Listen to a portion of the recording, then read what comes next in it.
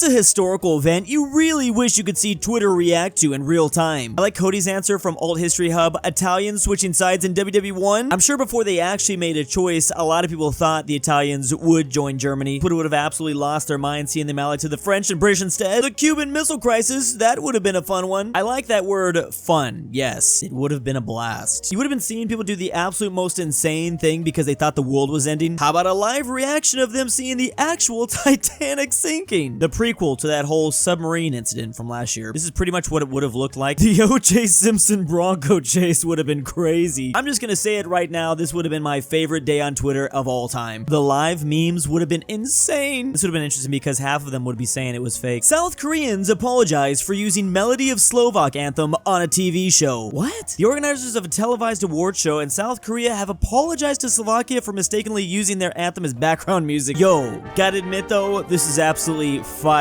background music. They didn't want it to be used as background music. They shouldn't have made it so good. I wonder if Slovakia even really cared, to be honest. I have to deal with crippling farmers' protests. First time, responds the Netherlands. Yeah, maybe France, Germany, Spain, Poland, Romania, Portugal, and the EU in general should ask the Dutch for advice here. Swiss farmers protest against low produce prices. Wait. And there's another? They're actually choosing a side. Of course, the Spanish plan to join in February. Literally, it's like all the squirtles getting together. EU backs down on agricultural emissions and scraps pesticide proposal. Clearly, the farmers are not happy. And be careful, because farmers are the most powerful unit in history. Historically speaking, a bunch of angry farmers can change the world forever. Netflix made a new documentary about Alexander the Great. Within the first 8 minutes, they turned him gay. Wait. But what? Wait, this actually might be the first time Netflix has ever gotten anything historically correct. Netflix finally made an accurate documentary. It's about time. Modern day be like, how could you conquer us like that? Please forgive us, respond the British and the French. Thank you for Christianity. You're welcome, kings. Yeah, Latin America definitely has maybe what I would call a love-hate relationship with their former Spain and Portuguese overlords, but they cooled this part.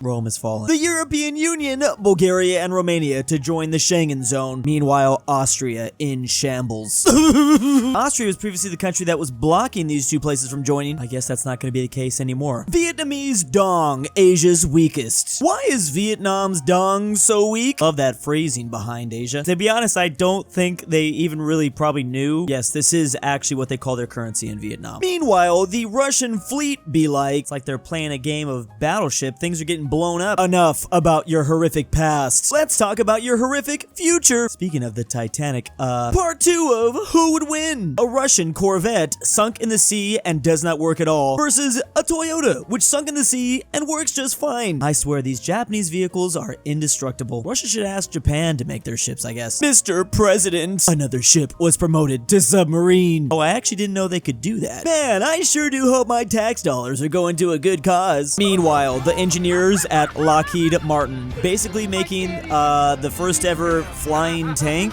I mean, I guess my tax dollars are going to a good cause. We're at least gonna get plenty of memes out of this. So tell me, Croatia, you're on the western tip of the Balkans, you're in the EU, and as of 2023, you're part of the Schengen zone and Eurozone. Wouldn't that make you a Westoid? Oh no, I think they got him. It's over for Croatia. Does this mean slowly, one by one, the Balkans will begin to fall to the Westoid Empire? The Balkans, normally. Also the Balkans, discussing if they should steal a nuke and bomb Hungary. And they're gonna get multiple individuals from every single country to perfectly work together to execute this plan. It's going to be glorious. Countries that roll their R's like a boss. I actually didn't know this until recently. Obviously, you can include Spanish in this, and all other sane countries. Countries that pronounce R's like the French. Denmark, Germany, and Belgium are pronouncing things like the French?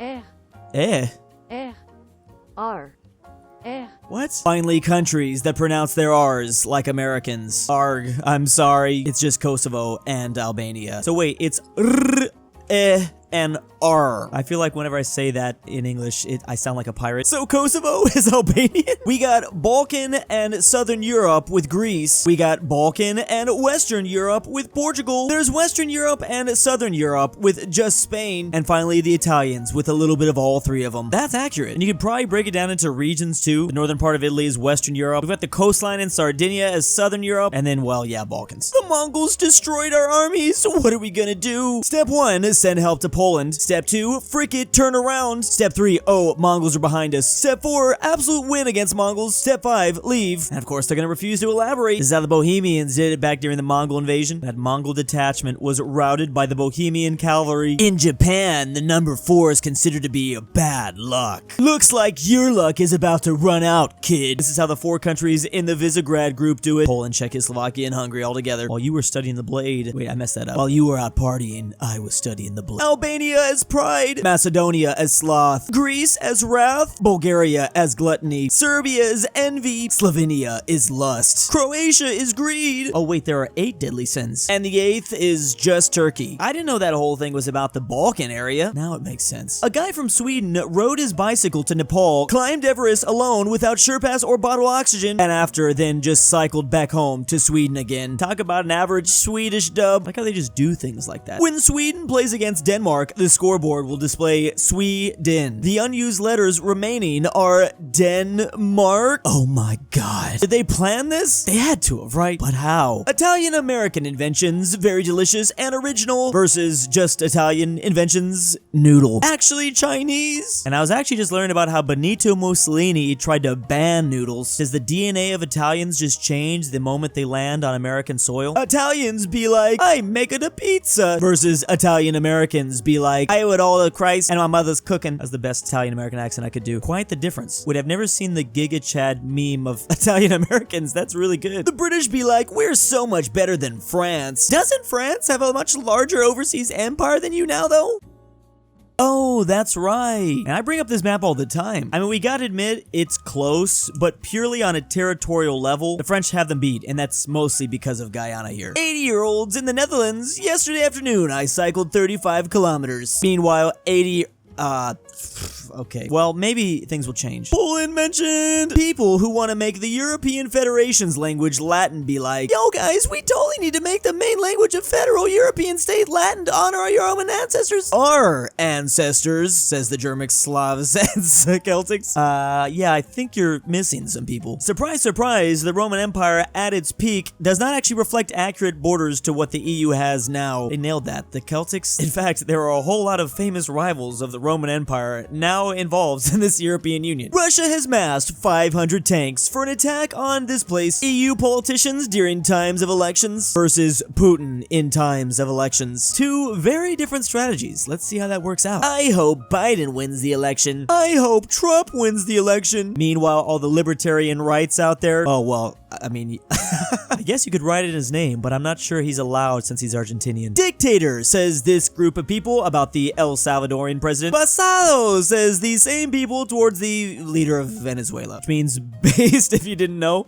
I actually didn't know either. Cut to the most recent El Salvador election. This man won with 87%. He is on fire right now. Like, even Americans know about this guy. What if this is gonna lead to some sort of trend here? Without US help, what can Europe do to stop us? Meanwhile, the British and French nuclear forces. Honest reaction. No, I hate my job.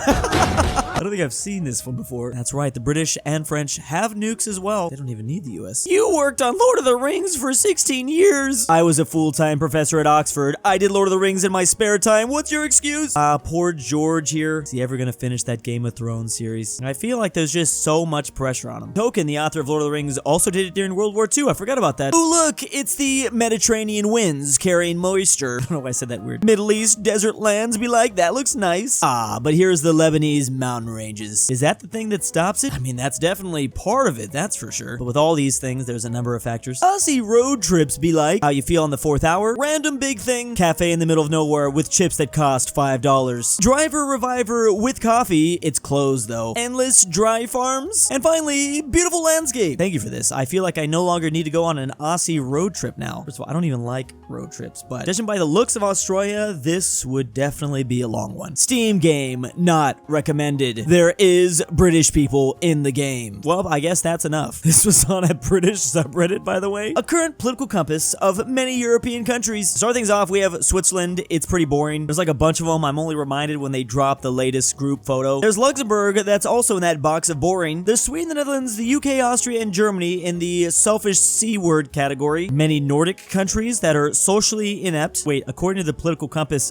isn't up here meaning... Let's just not talk about it. There's Ireland, Belgium, and Portugal, which are crybabies. And finally, megalomaniac A's. France, Italy, Spain, Greece is in between. Well, this is just one person's take, but apparently a lot of people agreed. 94% upvoted. And thank you to the patrons. You can go to the link in the description down below to patreon.com to support me. JohnDenver, Jack Traven's annoying friend. I can't sleep without Drew's voice. InquisitorXarius, Fredrik Tibblin, DrewI'mYourDadBackWithTheMilkLookOutside, it's your dad back with the DaBeautiful-MEGAN-Underwood, Carmel Saida, Archaeology, Sebby, if you hear this, I love you, LuxembourgLover, Tambre, and ZaneyBoi.